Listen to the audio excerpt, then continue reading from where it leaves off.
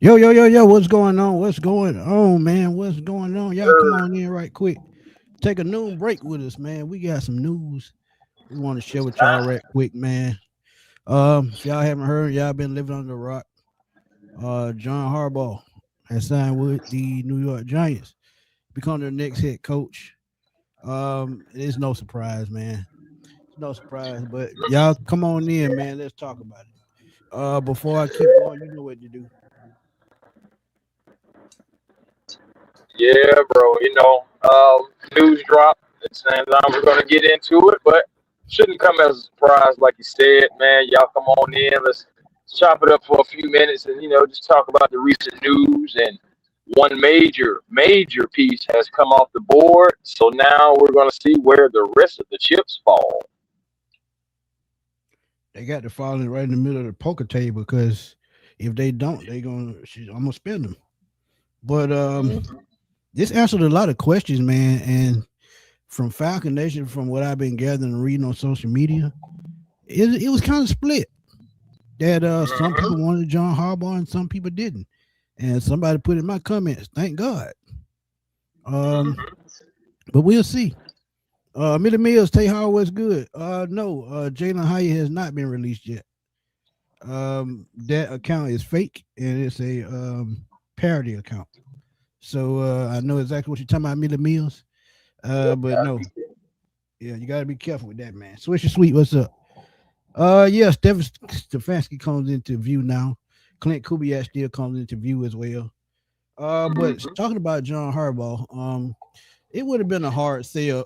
Matter of fact, I'm gonna let Chris tell y'all what he just told me, and he when he was watching the press conference, and we talked about it already. So I just let him tell y'all what he just told me about paying attention about what's going on with Jim Harbaugh. Yeah, man. Because back, you think about back in the press conference when Arthur was talking about moving on from Raheem and Terry Fontenot, he was asked about John Harbaugh. And his reply was, well, of course, he's a great coach, et cetera, et cetera. And if he wants an interview, he can have one. But to me, that's not saying, yeah, I want the guy or, so I'm interested in the guy. It's like, yeah, he wants an interview, he can have one. So in my mind, it's like, okay, you have in mind like the kind of guy you're looking for, and the fact that he also said, "I'm going to suggest and recommend Jeff Ulbrich as the defensive coordinator." All those kind of like factor in, and I already was thinking it's going to be hard to get Harbaugh in here. Then when you looked at Harbaugh demands that $20 million, now I don't think that's what really necessarily was the problem, but overall, the $20 million, the picking of the GM, the full roster control, even more control than what he had over with the Baltimore Ravens. So with all that going in, it doesn't and the way that the Giants were pursuing him, how aggressive they were, having everybody, I'm saying, in the doggone organization meeting, I mean, including down to the quarterback. So they were Right. going at him very aggressive, and I was like, Smitty, it's going to be really hard to really turn it down for how aggressive they were being. And it's like, they have some pieces too that they can work with. So Yeah, I'm glad to hear that. Maybach Sports, what's up, my dude? Y'all go check out Maybach Sports on YouTube, man. He does his thing. New England Patriots fan. He has a Patriot show. I actually watched it not too long ago. Can't remember the name, but y'all go check out Maybach Sports. Him and his guy be doing their things on the Patriots. And shout out to them, man. They're going to the second round, man. I think they're going to host who they're going to play this week. I think no. No, because Don't start missing. I know. Buffalo goes on the road, so it won't be Buffalo. No, Yeah, it's the other one. I yeah, can't you remember who the remember. heck they play. I just remember the. I just remember it's like Rams. The The Rams they going Texans. on the road. The Yeah. Texans. Oh, the Texans. Woo! I ain't gonna lie. Texans. That's gonna be interesting. Yeah, that's gonna be good. And I'm picking the Texans in the upset. Hate to say it, maybe I Yeah, I'm taking. Yeah, that defense. I got That defense crazy. All that CJ defense Stroud is got to sleeping, do, bro. yeah, all CJ Stroud got to do is show up, man. That's all he got to do. But quick news before I go on with this. The Falcons have conducted another interview. Green Bay Packers Yes. defensive coordinator Jeff Hafley. has just interviewed for the Falcons head coaching position, and it's no surprise. That's another name been floating around the league. I Right. think the Chargers defensive coordinator, a young guy, his name has been, flapping around the league as well. So look, it's gonna be Right. some younger coaches in there this year. So hey, we'll see. But to add on to what you were saying about Jim Harbaugh, man, when you look at the entire situation, as I told y'all, let me see, can I find it? Cause I did a show on, and I told y'all that I felt his asking price was too high, man. Because Mhm. when you look at it right here, this is what he actually wanted. Let me get that off Right. the screen right quick. This is what he actually wanted. We saw this on the show last week. Tom Gross out of Cleveland. He said this is what he asked for: 20 million a year. Check. We get that. 10 million staff. We get that.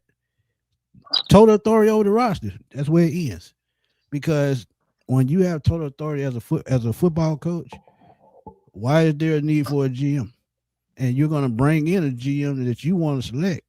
So you just want to come in with your own ideas of what you want to do. Don't worry about what nobody else got to say. And that's what that to me, that was the breaking point. And like you Yeah. said, he went on to Florida. Arthur Blank did. Probably got on his nice yacht, spent some time together, take some stress off. But when you look at this Jim Harbaugh thing as a whole, man, you look at what they have, and I put it in Jarvis's on Locked On Falcons a couple of minutes ago. And the thing that I got from it, and I was talking about it, um, what do what did all of them say basically? Some guys they want to keep around. And look, Jeff Ulbrich has already been declined by the Dallas Cowboys, declined to interview for the Cowboys position because Mhm. they know they have good pieces in place, so they don't want to bring in a coach that's going to want to bring in his own staff because he's already said the news reports are already saying he wants Todd Monken to come along. So Right. that's what he wants. So if you look at and think about this too, he's not an offensive minded guy. He's a special teams guy. So he's going to have to Mhm. lean heavy on Todd Monken. If it doesn't pay off, I mean, hey, it is what it is. But in Atlanta, what they want to do is get a coach in place, a offensive coordinator in place, and try to utilize these talent the best they can. And I don't think they want to go that route with two older coaches. One is the head coach, one is the offensive coordinator, because Monken is almost 60 himself. So the Falcons to Mhm. me are trying to get younger. That's why I keep saying when you look at Josh Blanks, you look at Matt Ryan, they're younger guys. Greg Beatles, he's not old by, he's about what, 53, 54, somewhere in there. Yeah. So Well, yeah. yeah, so when you look at it as a whole, the Falcons want to get younger because they have a lot of young talent on this defense. And they're trying to evolve with the times. And I've been telling y'all that. And it's starting to show. But yeah, I mean, all of this on the screen looks good. But when you got a team like the Falcons who've been going through turmoil for the last 2 years, whether it's Kirk Cousins, Michael Penix, in the media and all that, they trying to get rid of all that. So what they're trying to do is bring in somebody solid, somebody that you know they can build around and have long sustaining talent, man. But sometimes I will that's admit how it though, works. Smitty. Go I ahead. will admit just for the sake of like our theme of what we've been talking about. At the same time, bro, bringing in Harbaugh and giving him all that control, Right. it would have been an uncomfortable move. It And would see, have. that's It what would I'm have been. saying. If think about it, Chris, and you made a damn good point earlier. If you hire Matt Ryan, but you're gonna bring in a coach that wants his own GM, what does that leave Matt Ryan? What's the point of It hiring him? defeats the purpose. It defeats the Yeah, purpose. right. And that's all we saying. And I know a lot of people think about those Super Bowls that John Harbaugh, him coaching Lamar Jackson. That's all fine and dandy. But at the same time, um, you got to think about everybody else in the building. Now they did fumble the ball last time when they let Belichick and Ben Johnson and all those guys walk out the door. So they're trying not to make the same mistake twice. But That's Willie, all. thank you for the donation, my brother. He said, "Pop up boys, can't thank y'all enough for great coverage all season. Appreciate the Falcons at least interviewing everybody swinging hard. Absolutely, Willie. Right. Absolutely, my guy. Appreciate you as always. I got another super chat. D Craig, what's up, my guy? He said with Lil Tomlin, but he isn't coaching this year. Still on his contract. He'll be on TV this year. LaFleur and Kubiak is still options, and I don't think LaFleur is still an option. Now it's still up in the air. They saying, but I still think he'll return to Green Bay.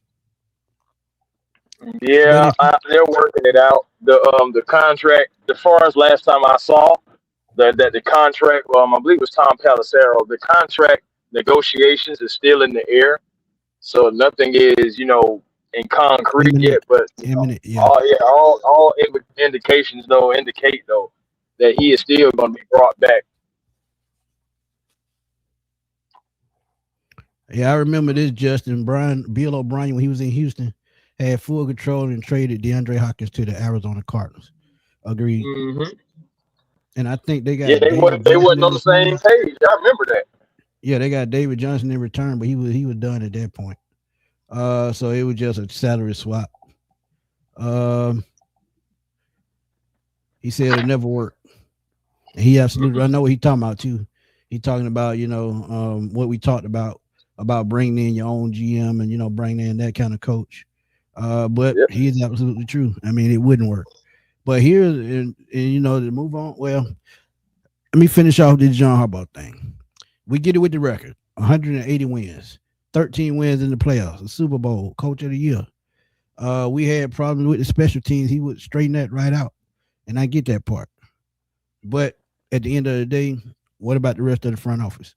If you're going to let a coach come in and take over, he has to take over completely, and you have to have the utmost confidence in him. So, John Harbaugh not being here, I'm not mad. Go ahead. Let's just talk about this though. When the last time? I mean, what he gets to the playoffs, he may win a game or two, but he gets bounced out the playoffs, and he had a two-time MVP in Lamar Jackson. He also has blown the most fourth quarter leads since 1991. So again, there are things that you can gripe on about John Harbaugh, Right. and just saying, like, is his message still getting around to the players? Has he been figured out? He's been in the league for a long time. So I guess at the end of the day, we're still going to see it, or should I say, the Giants will see. And they gave him 100 million reasons. Five is like the contract details, like it's going to be 5 years, $100 million. And it would be in 20 million a season. So Yeah. at the end of the day, too, it's just like, hey, they gave him the money.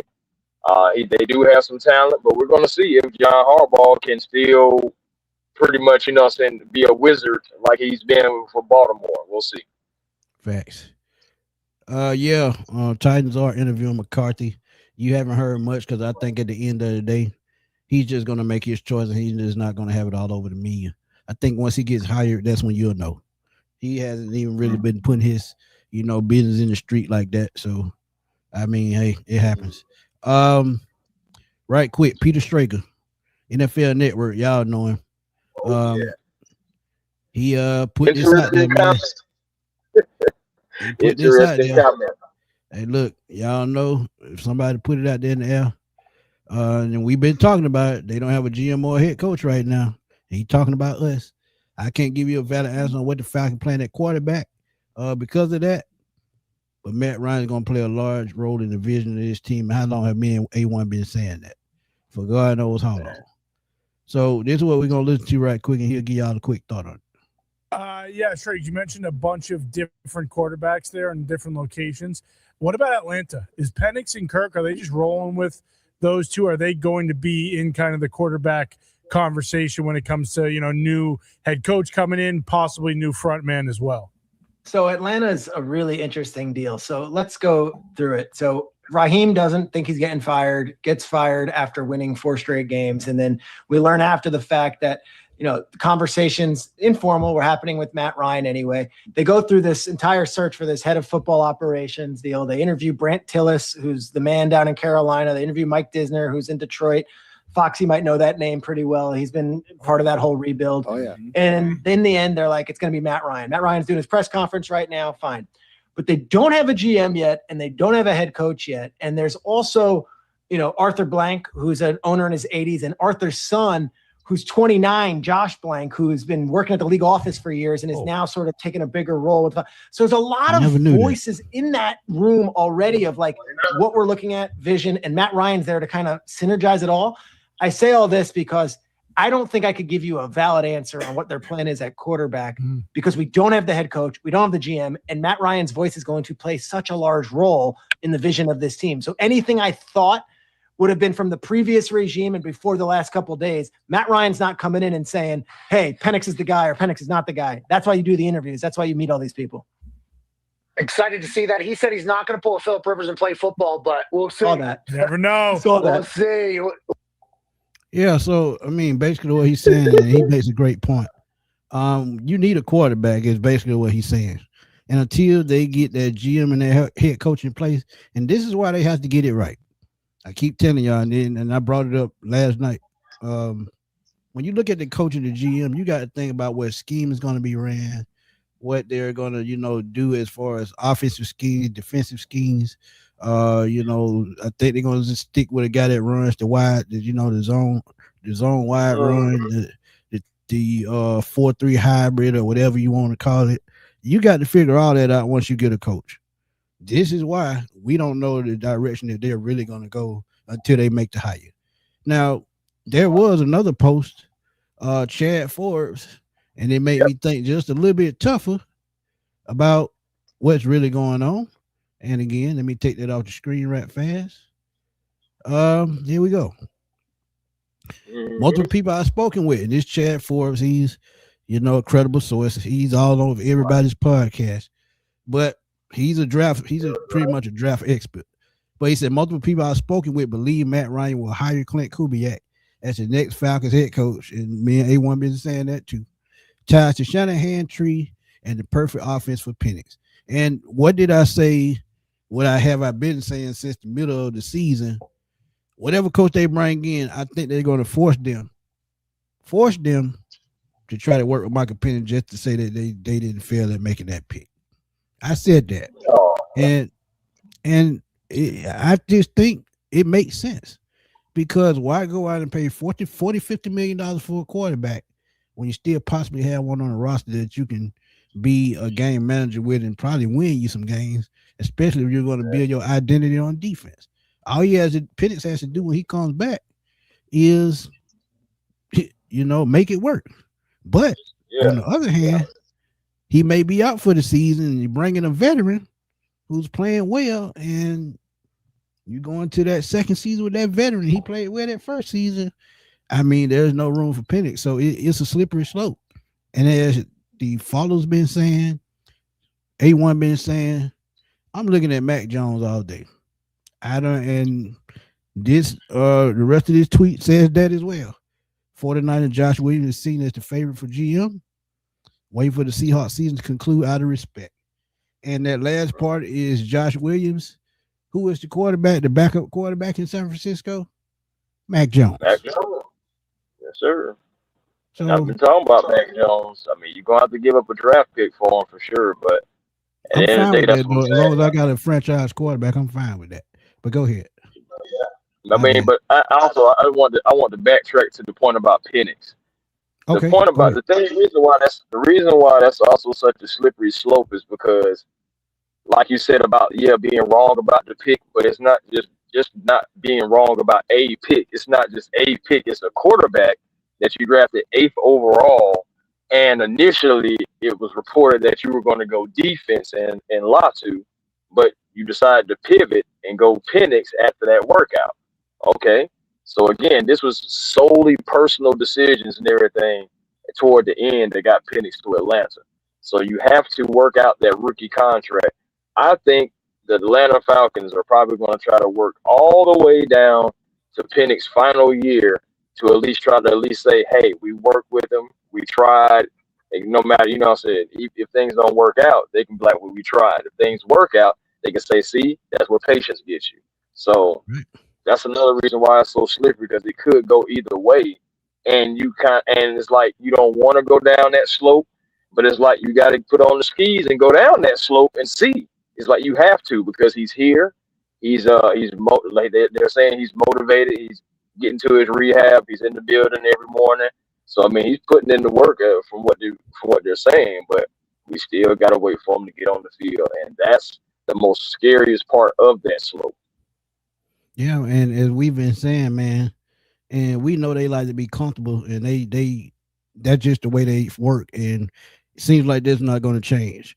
But the reason why I can roll with them being comfortable in this situation is because we have a GM or a person, a president of football or whatever you want to call him, a younger person in place that pretty much knows how the game is evolving. That is why I have confidence in Matt Ryan, because I know if this was Rich McKay, we wouldn't even be having these conversations about Harbaugh. Because as I told y'all, he even said he didn't even want Belichick here. So why would he go out and get another older coach? I just went and saw it. So as you look at it, but Trobe say Penix is sloppy, can't move in the pocket. If you wasn't winning games before he went out, well, make you think you're going to win games when it come back out the injuries. And he makes a solid point. That's a very solid point. But bro, think about it. We can answer that question. They're thinking that the guys that they had here wasn't the guys, and the new guys that they bring in will be the guys. So they're expecting. Also, the offensive line was beat up. Caleb McGarry not being there. Elijah Wilkinson, like he wasn't terrible, but he wasn't like. It's just hard to say he wasn't good too. He had stretches to where he was good, but ultimately it wasn't Caleb McGarry over there. So offensive line, hopefully you beef up the offensive line, you improve the offensive line, and you improve the coaching. And I'm telling you, and then with him being on that rookie contract, those are bam, bam, boom on why they think that they can really make Penix work. I mean, it's just like, to me, in my opinion, that's what it seems like, and it's pretty simple about that. They really, really want it to work. Absolutely, that's all we saying. Here's another great point by Gabriel Rodgers. He said they're gonna let the coach and GM pick their own quarterback. May not this year, but definitely next year. And all he's saying is this is a bridge quarterback, and that's what they're gonna go for. And that's why it makes sense. That's why it makes sense. Maybach, appreciate you, my guy. He said hit that thumbs up button, hit that subscribe button. I'm a Patriot fan and I'm here, and Maybach been supporting me for years, man. So shout out to him, man. And Minnie Mills, he said a big question. How would you sell the MP9 situation to a coach in the interview? Woo, boy, that is a killer question. Talk about putting brothers on the spot. Yeah, that's an interesting talking point right there, boy. How do you sell them on an MP9 conversation? Oh. You know what? Man, you can sell them, but it's like, are they gonna listen to it? Are they gonna buy it? I'm gonna be real with you. A strong offensive coordinator, a strong mind that comes out the Shanahan system and the Sean McVay tree. And I know Zach Robinson didn't work out, but a real offensive coordinator that loves a challenge and one that's very good at their job, they wouldn't give a damn who at quarterback. They're gonna find a way to move the football. And you don't have to sell them on it, because if they're strong-minded enough, they'll want to do it. Why? Because if they make that quarterback look good, knowing that quarterback been had injuries, he's been inconsistent, and then you sort of like what Sam Darnold went through. We thought he was a bust till he got in the right position under the right coach. So what if that coach is the right coach and say, hey, you don't have to sell me on that. I'm going to show you what I can do it the way I coach. And he pulled Michael Penix out that hole and got them a franchise quarterback. You don't have to sell them on that, because a good offensive coordinator going to sell themselves. I'm just keep it real. I will say this though, like because you're going to have to talk about it. So I will say, like, if you're having to talk to them about it, the best way I think that you can go about it is kind of like short and sweet. Okay, yes, Michael Penix has had the injuries, but think about what do we have around him already. We have a decent offensive line that we can improve. We have skilled players. We have the Bijan Robinsons. We have the Drake Londons. I'm not sure what's going to happen with Kyle Pitts or Tyler Algier, but it still can be a selling point to where they can talk about it. You also talk about how the defense, and you like, well, okay, we got a defense that's going to continue to get the ball back to you. and you can be able to continue to work the offense how you so please. It's just like it's not like you have a team that has like so many holes in it. You do have some things you can build off of and go that route. And again, like you said, if it's a strong-minded offensive mind now, I do believe that he can possibly look at it and be like, okay, I could come in this situation and I can make something shake. That's another reason why I feel like Clint Kubiak is really going to be the guy. Offensive mind. Look what he's doing with Sam Darnold. He's worked with other quarterbacks in the past. Last year he had Derek Carr before his shoulder went out, and then he had to work with whatever was left. But at the end of the day, like, he's still able to navigate the offense and still kind of like cater the offense to what the quarterback strengths are. So that's what I want to see. Will he be able to do that moving forward if he's offered the job and takes the job? So Yeah. It's hard not to look at Kubiak, bro. It's hard not to. Yeah, and we showed y'all that chart. When it comes to diversifying the offense, he's the best in the business. That means he's going to spread the ball around, try to get everybody involved. This is why Zach Robinson didn't get nowhere. Because he didn't know how to open up the playbook properly. He didn't know how to scheme properly for all that talent. It was too much talent for him. See, he had the mind of a college offensive coordinator, not a pro offensive coordinator, because only college coaches depend on one person. An NFL coach knows how to spread the ball around. And in a Sean McVay, Kyle Shanahan type system, spreading the ball out is the key to them teams winning games. And that's just something Zach couldn't do. But Tate said Pennett's losses came 3 overtime losses, 3 missed field goal kicks, one from a last-second field goal, and another against the 49ers with a kicker missed a field goal. Let's not act like Pennett ain't put us in a position to win. He's absolutely right. And then Zach Robinson will average at that. So another selling point. That's another selling point. That whole sentence is a whole selling point. Hold on, Chris. Hold on. Hey, nephew, chill out, man. Y'all, if y'all in the chat disrespecting, man, y'all gonna get blocked. I'm telling y'all, we keep it cool in here. None of that disrespecting, calling names, man. Let's keep it peaceful. Come on now. Y'all been rocking with us long enough. We don't do that here. Y'all can disagree. Just don't disrespect nobody. Go ahead, Chris. Yeah, let's just keep it respectful, everybody, man, for real. But that's pretty much just my point. I was just saying, like, that's just another selling point. You can put what I said and what Tay Hall just said, put it all together, and be like, hey, it's not like our quarterback is trash or anything like that. He just didn't have the proper development and proper coaching. And that's where we're hoping that you can come in and take what has already been done and enhance it. Yeah. And Xavier said MPJ ran a 4.49. I refuse to believe he's incapable of playing under center. Show footage of him actually not doing it correctly. Every time I seen him do it, he looked fine. And see, that's what I'm saying. It was the offensive coordinator not game planning and scheming properly for him to succeed.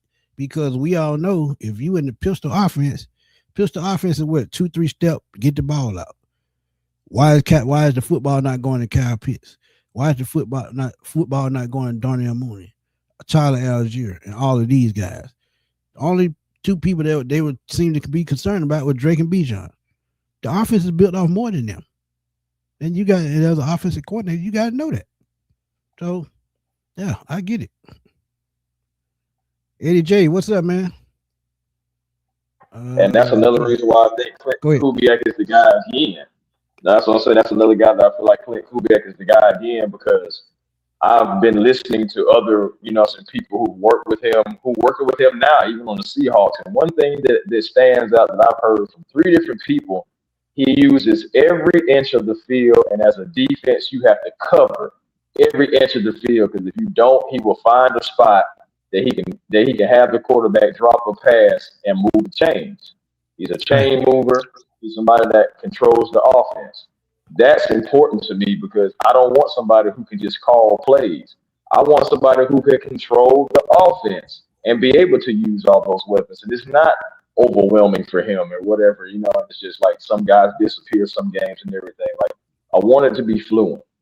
So hopefully we get that offensive mind. And even though he is a first-time head coach, and we still do have to tread lightly with that, it's just like what your best option now that Harbaugh is off the board, even though he was a special teams coach. That's like your best option, I feel. But we'll see. Yeah, man. But nephew, man, look, you listen to who you want to listen to, man. I listen to Mad Mike too. Everybody got their own opinions. I mean, if y'all feel he can't play on the center, that's y'all opinion. But for me, watching all them games at Washington, he absolutely can play on the center. When you got a coach that can't game plan from on the center, that's where the problems come in. Let's keep it real. Yeah, I definitely. And he really, knee was already hurt, and we didn't even know it until the surgery popped up. So he had injury to his knee already. He just didn't know it. So look, he can play on the center. Absolutely, he can play on the center. He can.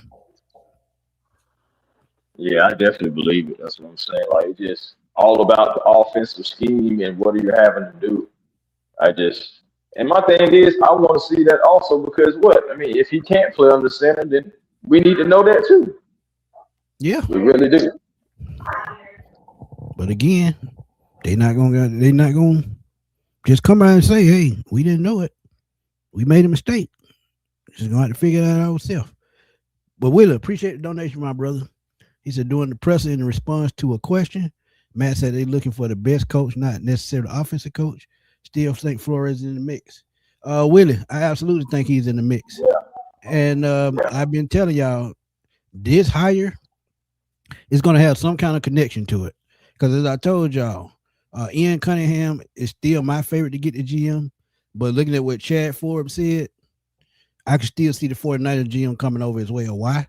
Because Matt has a relationship with Kyle still, and he still has friends in that organization. You got to remember, his cousin, Mike McGlinchey, was a former right tackle for the San Francisco 49ers. So he knows people in the organization. So, connections and relationships matter in the world of sports. So whomever we hire, it's going to have some kind of connection to it from where Matt Ryan was being comfortable talking to them, and he's so off the blank and on what he's trying to do. So now if he gets that GM and that head coach and they click, guess what? Relationship's gonna keep going. This is why Mac Jones keep coming up. You can also see with Clint Kubiak, you can still see for instance, who was the Broncos star backup? Not with Bo Nix. It was another backup that they had that Clint was over there. Then you look at you can even look at it as what if New Orleans cut Spencer Rattler? You can see him in Atlanta as a backup or a third string. Connection just always matter in football, and this is something that will never change. But Willie, yeah, absolutely, Florida is still in the mix. Yeah, I'm telling you, Flores is definitely in the mix because him and Matt Ryan have a relationship. They were former teammates at Boston College. Yeah, we talked about that too. Yeah, we talked about that, and then I talked about Robert Saleh, but I don't think I don't think he's gonna be the guy again. It's just like another option. Yeah. Go ahead, they got to cross all I's. I mean, cross all T's, dot all I's. They got to do all that good stuff. But Let Us Pray, man. Y'all go check out Let Us Pray Sports on YouTube, man. Big supporter of mine. He does his thing on the regular, man. Y'all please go check him out. Morning show, noon show, night show. Whenever he gets on, he gets on. But Flores, I thought about that too. Because after that debacle in Miami, where the front office totally screwed him, Mike Tomlin in Pittsburgh was the only team brave enough to give him a chance before he went to Minnesota. So he knows the Pittsburgh way. He knows how it works. He's a defensive guy. And what do they do best? A defensive team. And if they want to get back to the promised land, I think Flores will be a perfect hiring. And I think that turned that thing around pretty quick. So, yeah.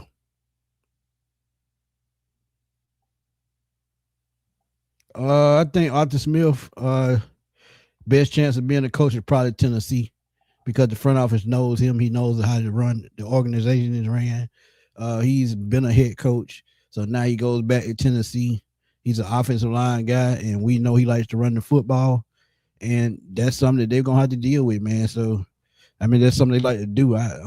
But Tennessee is just up in shambles, man. They got a lot to rebuild. Now they do have two key pieces on the defensive side of the football, so that is good. They got a quarterback in place. They still need weapons for that quarterback. Still need another running back. So Tennessee is for upfield climb, but Arthur Smith does make a lot of sense there because he was an offensive line / offensive coordinator guy there when Derrick Henry was playing there. So it makes sense.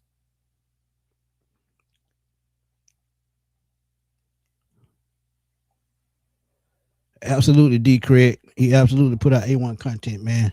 Absolutely. Let us pray, man. Y'all go check him out on YouTube, man. Please do that. And tell him Smitty sent you, man. Oh yeah, like the content over there. Yeah, Thomas, that's true. Pittsburgh is great at choosing coaches, and I think Flores is really automatically going to be in the running because, like I said, they gave him a chance when nobody else did. So I mean, hey, it works. Miller say, all right, Smitty, A1 compared to two. Stefanski versus Kubiak, who's actually better? Woo, boy, that's a good question because they pretty much came up under the same tree. When you look at Stefanski, he has the most head coaching experience because he's been in Cleveland for 7 years. He was in the Minnesota Vikings organization for 13 years. So he has the most experience overall. And his West Coast style offense is the same thing that Zach Robinson tried to run, but couldn't do it efficient enough. So he would be an upgraded version of Zach Robinson. Kubiak, he's another guy of the same system, but he's more on the Kyle Shanahan side because his father taught him the game. Gary Kubiak, who was a former NFL quarterback, former coach under Mike Shanahan, Kyle's father.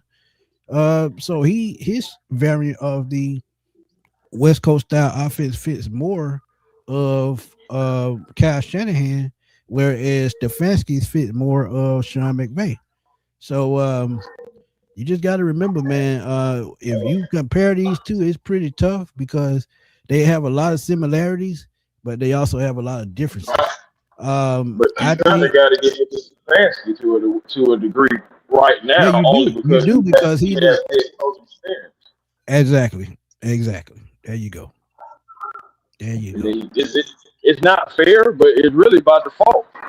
You know, it's just at the end of the day, you know, I said like being an offensive coordinator and being a head coach. Those are two different things. You have more responsibility as a head coach, and especially if you're a good one who wants to be hands-on with different things, making sure everything is all right. You're gonna have to do those things. So, yeah, I don't want Stefanski, me personally, but at the same time, I gotta give it to him as far as his head coach. He has more experience and on scene more than Clint has. Yeah, and one thing about it too that we know about Stefanski, him being in Minnesota and him being in Cleveland, he knows how to develop quarterbacks. Things didn't work out with Deshaun, but let's be real, Deshaun had too much going on off the field, probably wrecked him mentally, and he wasn't really checked into these games mentally. This is why he probably fell off. So Stefanski, when it comes to working with quarterbacks, got more experience. So I would lean towards Stefanski, even though a lot of us don't want to hear that. But at the same time, got to think about connections.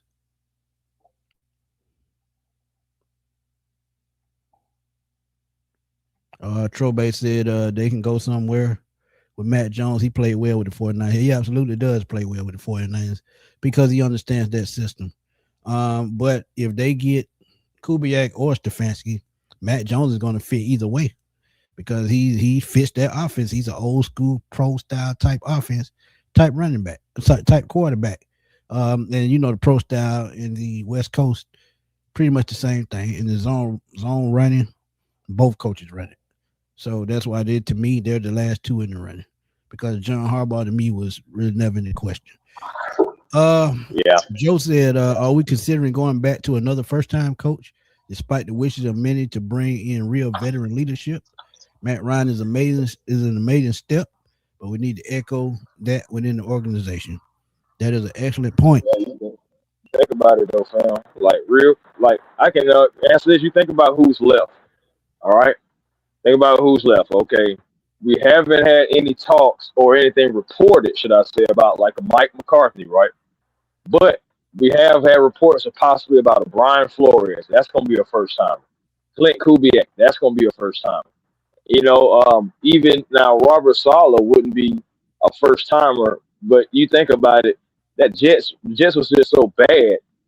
It just when you actually kind of just want to give him a pass for that. But I mean, at the end of the day, it's still a one-time experience. But basically, what I'm saying is like a lot of people who are the favorites you look at outside of Stefanski, everybody else is already like first-time guys. So it's like, okay, you can go just hire Stefanski.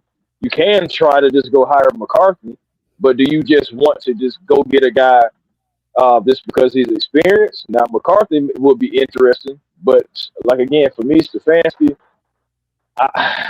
it's almost like for me, I would have to be sold on it. Again, I know he's with the Browns, but I actually just feel like he's going down more so than up. But that's just my personal opinion. I can be completely wrong. That's a good point. Solid point. So sometimes, man, sometimes, you can look bad and teams can make you look bad. And like I said, Cleveland front office is in shambles. It just is. And it ain't no way around it. Our boy Larry from the Dixon Way, man. Y'all please go check out Dixon Way on YouTube, man, and TikTok. He said, I don't want Stefanski with our young quarterback who had he developed that he played better under him.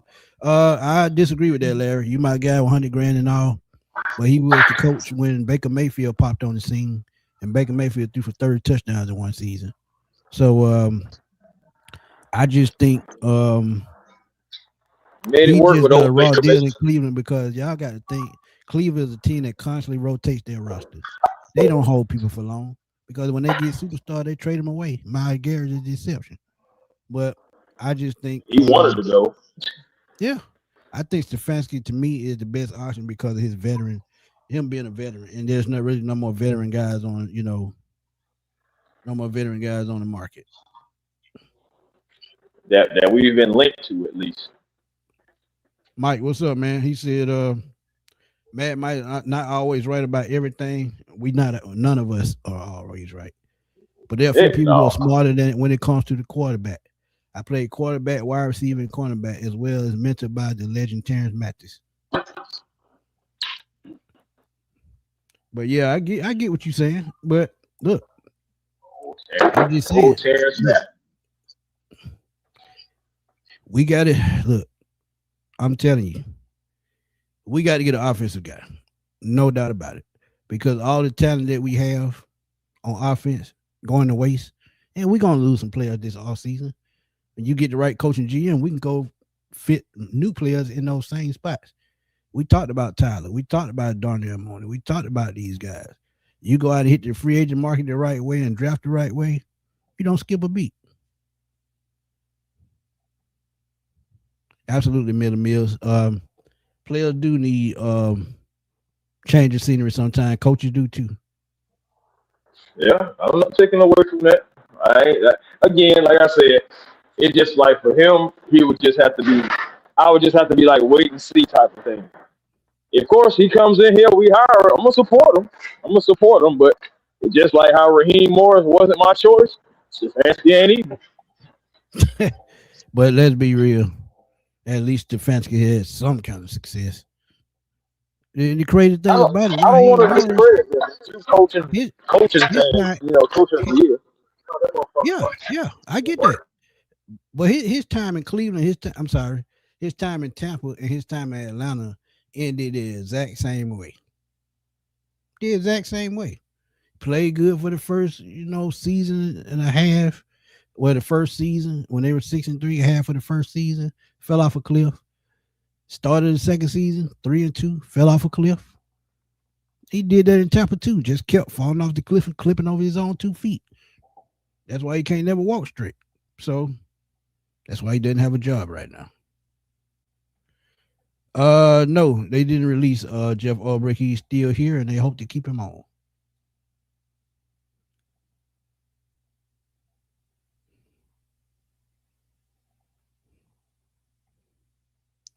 Mike Tomlin, make Mike Tomlin the GM. He has family in Georgia, so their connection is there. I don't think he's going to coach. I think he's just going to do. I think he's just going to sit back a year, see what happens, take time off, and see what the best spot for him. Because it might be a job that he's looking at that's not even open yet, and with teams possibly, every year there are new playoff teams, and it might be over. But I think a job he might be waiting on, and I know Dan Campbell has been there and he's been successful. He could be waiting on a Detroit job because depending on what they do this year, it could be Dan Campbell's last year. So maybe he just waiting on a certain job. Who knows? That could be interesting right there. Tomlin in Detroit. You think about it, man. These coaches, like, it's either gonna be one or two things that's gonna happen. Either they're gonna chase the money or they're gonna chase the talent. It's rare times where you have a lot of talent and then you can get paid a lot of money too.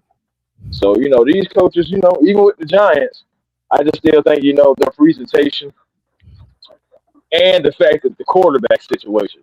I do feel like if Michael Penix was 100% healthy, made it through the season, I do feel like Harbaugh would at least listen to the Falcons because that's one thing that he wanted was a quarterback situation.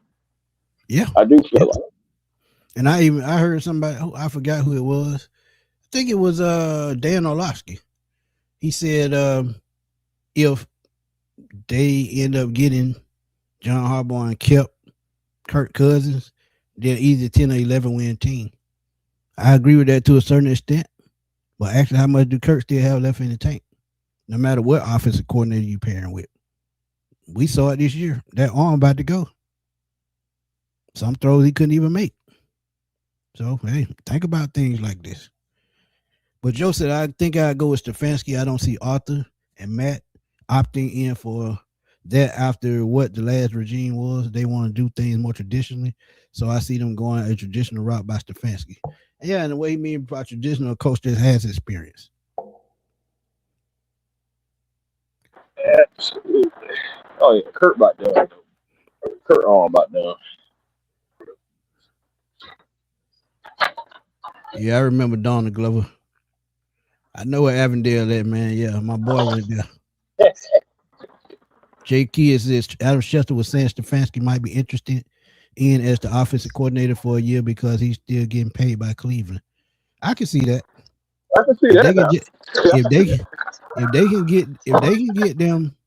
If they can get him as an offensive coordinator and still bring in Clint Kubiak, that's a win for everybody.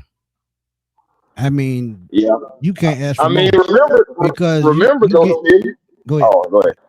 Now I was about to say, remember, Smitty, I had proposed that at one time. Remember, I said, can Kubiak be the head coach? Stefanski take a step back and try to, like navigate the all as an OC. And remember, you were saying that Stefanski's ego may get in the way of the whole ordeal. Yeah, you know what I'm saying? Yeah. Right. So that's what I'm saying. Like it's a possibility. That's what I'm saying. Like I can live with that. I just don't want him as my head coach.